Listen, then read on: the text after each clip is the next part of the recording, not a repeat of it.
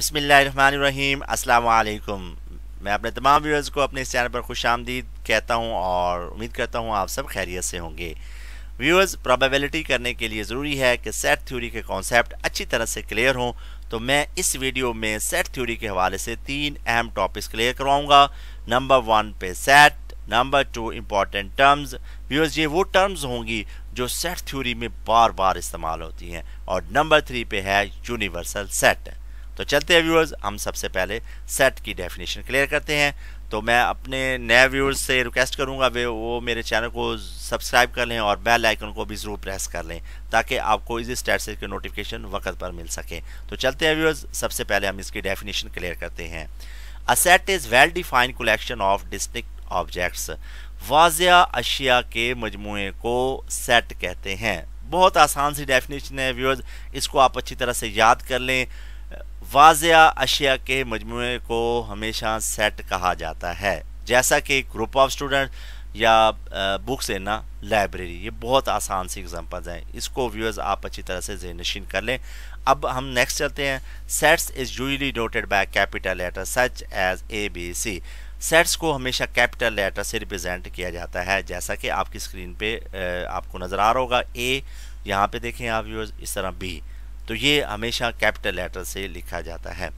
और इस तरह while elements are represented by small letters, और उसके जो एलिमेंट्स होते हैं या मेंबर्स होते हैं व्यूअर्स, उसको स्मॉल लेटर्स यानी कि ABCD से रिप्रेजेंट किया जाता है। ये यहाँ पे न्यूमेरिकल एग्जांपल भी आपके पास आ गई 1 2 3 4। उसके बाद है नेक्स्ट जो है हमारे पास, elements are enclosed by braces to represent a set. तो व्यूअर्स याद रखिएगा, सेट को हमेशा ब्रेसेस के साथ जो है रिप्रेजेंट किया जाता है और हर एलिमेंट को अलग लिखा जाता है और साथ उसके कॉमा लिखा जाता है। तो व्यूअर्स याद रखिएगा, ब्रेसेस को हम कर्ली ब्रैकेट्स भी कहते हैं। अब व्यूअर्स मैं आपको सेट की समरी करके बताता हूँ। इसके 4 अहम पॉइंट्स हैं जो आपको याद होने चाहिए। नंबर 1, सेट की डेफिनेशन। वाज़िया अशिया के मजमूए को सेट कहते हैं। नंबर 2, सेट को हमेशा कैपिटल लेटर से रिप्रेजेंट किया जाता है यानी कि ABC से। नंबर 3, सेट के एलिमेंट्स को स्मॉल लेटर से रिप्रेजेंट किया जाता है ABC। और नंबर 4, सेट को हमेशा कर्ली ब्रैकेट के साथ और हर रुकन को अलहदा लिखकर 7 कॉमे के साथ लिखा जाता है। तो व्यूअर्स, ये सेट के 4 इंपॉर्टेंट पॉइंट्स थे जो मैंने आज आपको बताए हैं।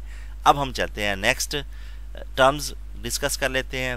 वेल डिफाइंड को, any object must be classified as either belonging or not belonging to the set under consideration. जी व्यूअर्स, किसी भी ऑब्जेक्ट की दर्जाबंदी होना ज़रूरी है। वेल डिफाइंड का मतलब ये है कि क्लासिफिकेशन ज़रूरी है।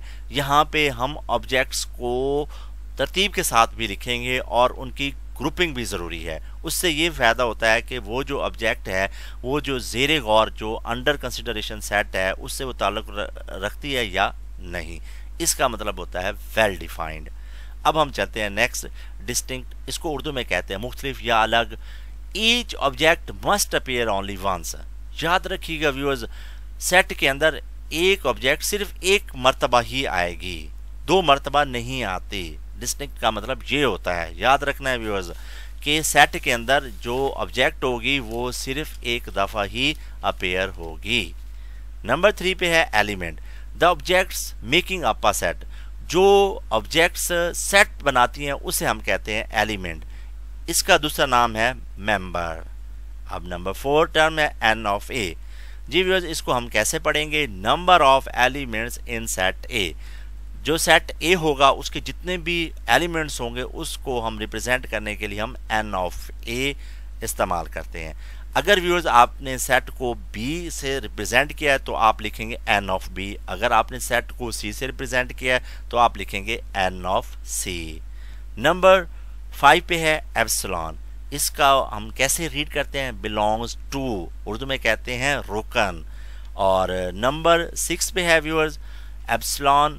आपने लिख के और व्यूअर्स इधर एक आपने लाइन डाल देनी है। इसको हम पढ़ेंगे नॉट बिलोंग्स टू, उर्दू में कहते हैं रुकन नहीं। व्यूअर्स, ये 6 इंपॉर्टेंट टर्म्स हैं जो कि सेट थ्योरी में बार बार इस्तेमाल होती हैं। तो मैं उम्मीद करूंगा व्यूअर्स आप इसको हमेशा याद रखेंगे। अब इन 6 टर्म्स को हम एक एग्जांपल के साथ अटैच करते हैं ताकि आपके कॉन्सेप्ट और भी अच्छे हो जाएं। जी व्यूअर्स, ये है आपके पास example a is equal to 1 2 3 4 5। ये देखा व्यूअर्स, ये एक सेट है। अब हम देखते हैं वेल डिफाइंड कैसे है और डिस्टिंक्ट कैसे है। जी व्यूअर्स, यहाँ पे एक तो देखें जो वेल डिफाइंड है बिल्कुल एक तो तरतीब के साथ लिखा गया है और फिर हर एलिमेंट को साथ जो है वो कॉमा लगा हुआ है और अलग अलग लिखा गया है। और फिर उसके बाद डिस्टिंक्ट देखें नंबर 2 पे जो पॉइंट्स है वो ये है कि इसके अंदर हर एलिमेंट सिर्फ एक मरतबा पेयर हुआ है। तो ये व्यूअर्स दूसरी टर्म आपकी क्लियर हुई। तीसरी टर्म देखें एलिमेंट। अब देखें व्यूअर्स, ये 1 2 3 4 5 ये सेट ए के एलिमेंट कहलाते हैं। अब हम चलते हैं नेक्स्ट एन ऑफ ए को क्लियर करते हैं। अब व्यूअर्स ये देखें, इनको हम एलिमेंट्स को काउंट करते हैं 1 2 3 4 5। तो कितने एलिमेंट्स हो गए व्यूअर्स इसके अंदर 5। तो अब हम इसको कैसे लिखेंगे, N of A is equal to 5। अब इसको हम रीड कैसे करेंगे, number of elements in set A is equal to 5। तो अब हम चलते हैं व्यूअर्स नेक्स्ट 5th पॉइंट की जानिब। अब ये देखिए व्यूअर्स, ये 4 इस सेट के अंदर मौजूद है। तो इसको हम सेट की फॉर्म में लिखेंगे 4 बिलोंग टू ए। और अगर 5 होता तो हम लिखते हैं यहाँ पे 5 बिलोंग टू ए। और अगर व्यूअर्स जो है हमारे पास जो छठा पॉइंट है वो ये है कि 6। अब देखिए व्यूअर्स, यहाँ पे 6 नहीं है तो यहाँ पे इसलिए हमने यहाँ पे ये वाली नोटेशन इस्तेमाल की है नॉट बिलोंग्स टू की। तो 6 नॉट बिलोंग्स टू ए। इस तरह का 10 लिखना होता तो हम यहाँ पे लिखते 10 नॉट बिलोंग्स टू ए। तो देखा व्यूअर्स, ये 6 टर्म्स आपने देखा कि हमने एक सेट पे अप्लाई किया है। इस तरह व्यूअर्स आप इसकी प्रैक्टिस करें और भी एग्जांपल्स आप जनरेट करें और इसकी ये जो 6 टर्म्स हैं इसको उस सेट पर अप्लाई करें। तो व्यूअर्स, ये थी आपकी जो इम्पॉर्टेंट टर्म्स थी वो मैंने आज आपको क्लियर करवाई हैं। मैं उम्मीद करता हूँ व्यूअर्स आज के बाद आप ये टर्म्स नहीं भूलेंगे। अब नेक्स्ट जो है हमारे पास आज की जो है लास्ट टर्म है वो यूनिवर्सल सेट। इसका दूसरा नाम है viewers space. The large or the original set which contains all possible elements under consideration is called universal set। जी व्यूअर्स, बड़ा या ऐसा सेट जिसमें तमाम मुमकिना अनासिर ज़ेरे गौर हों उसे यूनिवर्सल सेट कहते हैं। जी व्यूअर्स, बड़ा या ऐसा सेट जिसमें पॉसिबल ऑब्जेक्ट्स जो आपके पास ज़ेरे गौर सेट होगा, अंडर कंसिडरेशन सेट होगा, उसको हम कहते हैं यूनिवर्सल सेट। और याद रखिएगा व्यूअर्स, बहुत अहम पॉइंट है, ये अक्सर बच्चों जो है वो इसको भूल जाते हैं। यूनिवर्सल सेट को हमेशा U से रिप्रेजेंट किया जाता है या S से रिप्रेजेंट किया जाता है या ओमेगा से। तो ये इन 3 तरीकों से हम यूनिवर्सल सेट को रिप्रेजेंट करते हैं। तो व्यूअर्स, ये थी आपके पास सेट थ्योरी के कुछ इम्पॉर्टेंट टॉपिक्स। तो मैं उम्मीद करता हूँ व्यूअर्स आप इसको अच्छी तरह से क्लियर कर चुके होंगे। ये थ्योरी आप एग्ज़ाम में भी लिख सकते हैं और इंटरव्यू के लिए भी बहुत ज़्यादा कारआमद है।